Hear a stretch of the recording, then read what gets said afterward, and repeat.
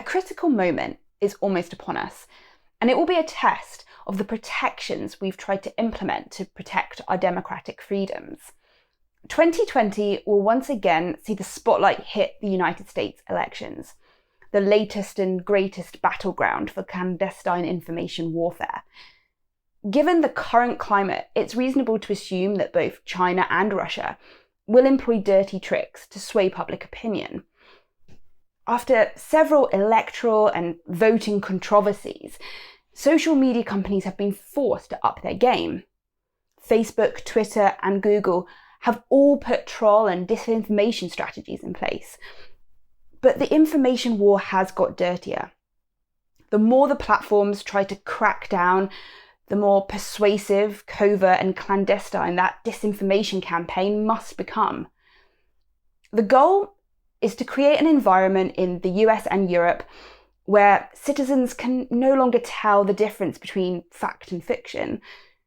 They achieve this through the use of bots, trolls, micro-tagging, and algorithmic manipulation. It isn't actually about creating completely fake news, though. More using and exaggerating real issues in society to polarize it.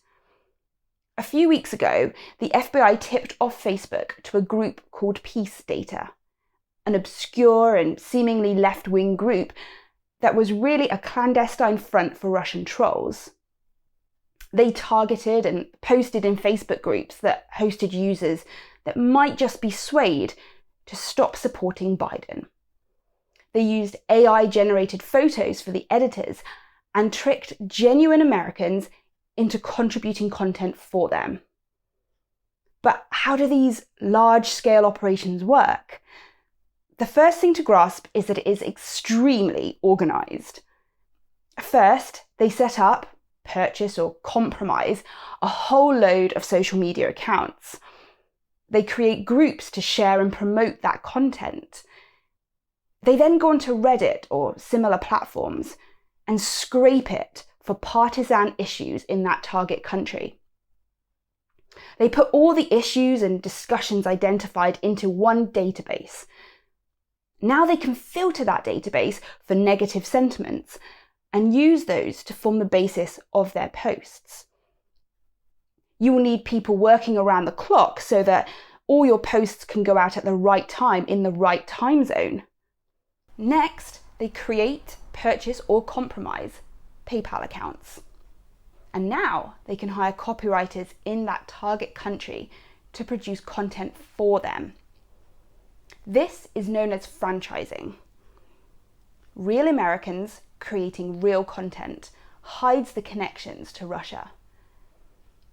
As the popularity of these websites and social media groups grows, the troll farm can actually start marketing advertising space to legitimate US businesses who want to reach the demographic of the followers that they have. This money can then be paid into the PayPal accounts and used to pay the copywriters. A perfect self-funding circle.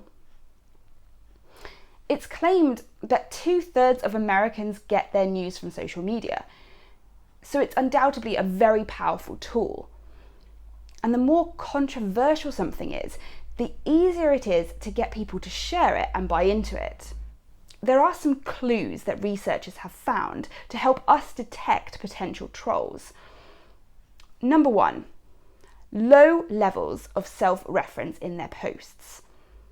It sounds a lot more credible if I say, "We all believe in chemtrails," rather than "I believe in them."